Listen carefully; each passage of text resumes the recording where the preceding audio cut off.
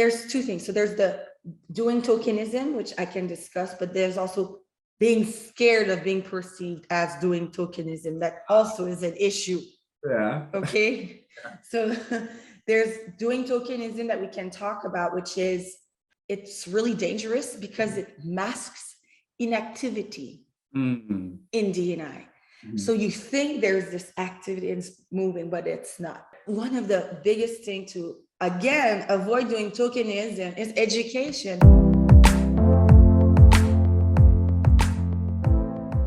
Hi, everybody. Welcome to the HR Leadership Podcast, brought to you by Equitable.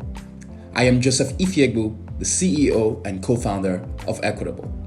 This HR Leadership series focuses on what companies are doing to understand employee satisfaction, productivity, diversity, and how leaders are approaching the moments of truth. Join us. Thank you so much for joining us in this series. We're so excited to have you. And so we'll start with just a brief introduction. Could you, just let the audience know a little bit about your career background and just yourself and all of that good stuff. Mm-hmm. Hi, Joseph. So thanks for having me. I'm Karine Bah Tahe. I'm the founder and CEO of Blue Level Training. So we are a DEI organization that provides training and consulting to as many people as possible, because my goal is really to make the DEI knowledge and education accessible to as many people as possible around the world, no matter what your position is, no matter what your language is and your social identity is. So my background is, so I'm African. So my dad's from Ivory Coast. My mom is from Quebec. So I'm half white, half Black. And that really shaped my entire life experience because sometimes I didn't have the privilege. Sometimes I was in a position of a little bit of privilege. And then it was like, I saw the whole coin 360 in terms of, racial inequities, privilege, and also as being a woman, right? I was an activist since I was like 6 years old.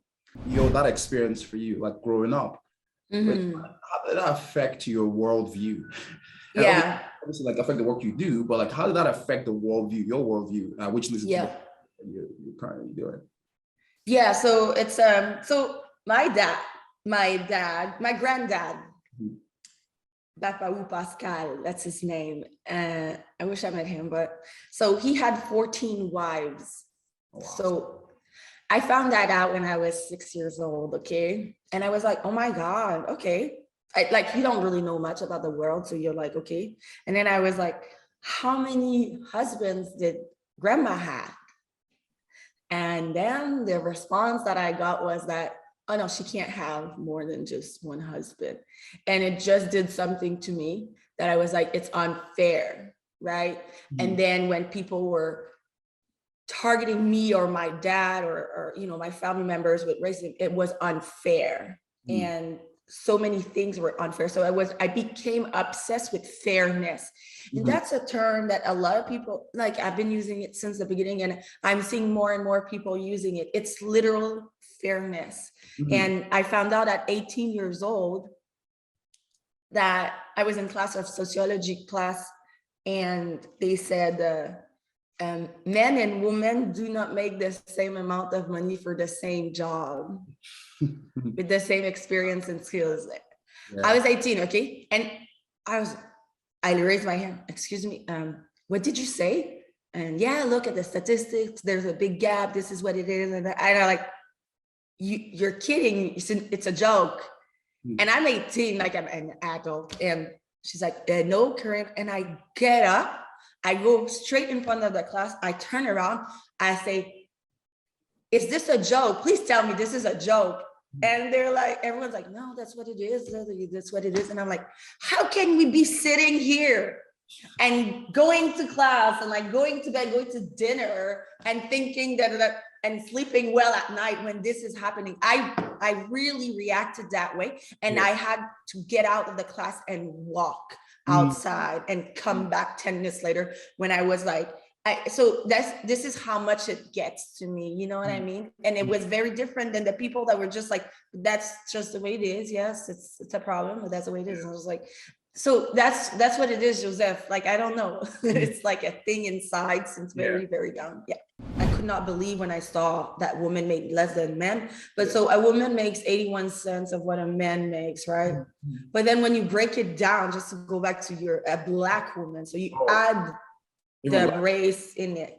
And a Black woman, I think, makes 81% of what a white woman makes. So that means that we make so much less than a man. And it's like, that's why you have to break it down. When you look at pay equity, you cannot put all the women in one place. So, you know, and all, when it comes to pay, when it comes to leadership roles, and of course you can split it up in 1,000 ways, gender with race, or race with abilities, and so forth. But at the end of the day, you need to start breaking it down, because like it gets worse the more. It's intersectionality, right? Which is a compounding effect of your social identities, the impact it has on your life experience, how you're treated. You made a statement of being like, you know, like people are unaware. Yeah.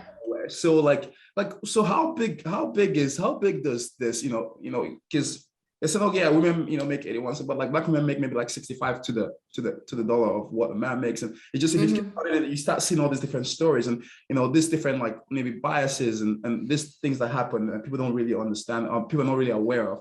And so what role does like education really have on that, like changing that, like bringing fairness to the forefront? So I'm a firm believer that knowledge is power. So what happens is that you have the problem in tech industry specifically that I read from my research, because that's what we do all day every day. We research and so forth. And so the problem is people will do education. That's good. Okay. So education is key. But now, who will educate your team? Is it the people internally? Because you did a course yourself online that's free, or that's not free. You will then be able to teach that, educate people, facilitate those very delicate conversations. And do you have enough life experience in the shoes of underrepresented groups to be able to do that? So that what we're seeing is the need of going to third parties, such as Blue Level, there's other, the Winters groups, there's so many other groups, okay? But just a lot of the time, so there's this thinking that, oh, we do have it internally, we can't do this. No, it's just not just about empathy. It's not just about unconscious bias. Yeah. There's so much more. It's very important not to only train the leadership. I know it starts with the leadership team, but what we're seeing is there's a lot of people in the leadership team that actually hold biases and have some really, so the biggest risk is the leadership team thinking that they're progressive or thinking that they understand it, but not acting on it. If you hold back that education from the people, the other people, you won't be, the leaders won't be as accountable to really act on what they've learned. Because if you hold the education back from the employees, they don't know what they don't know. So they're literally they're completely vulnerable to what the leadership has learned and their intention on how they're going to do things. And they might do things not correctly, but if the employees had that information, they would be able to help.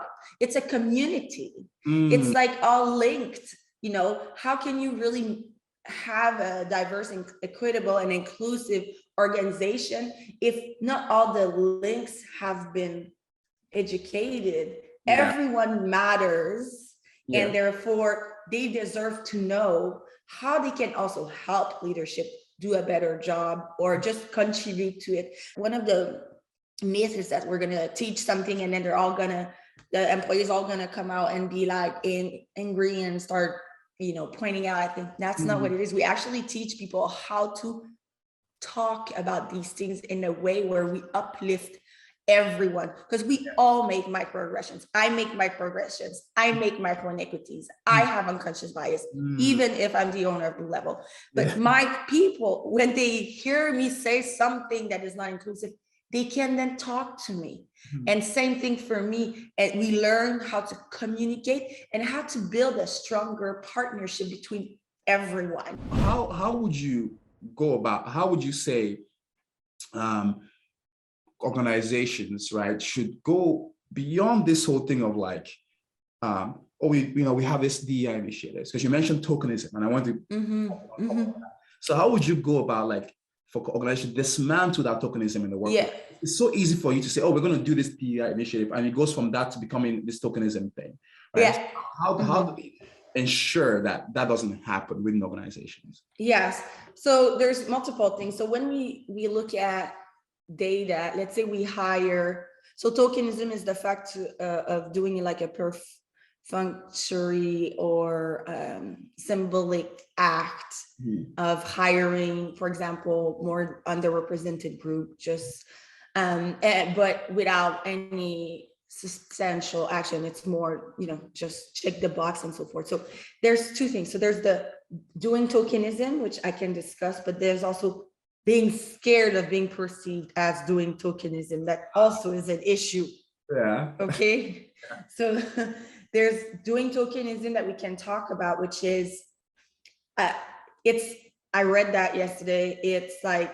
It's really dangerous because it masks inactivity in DEI.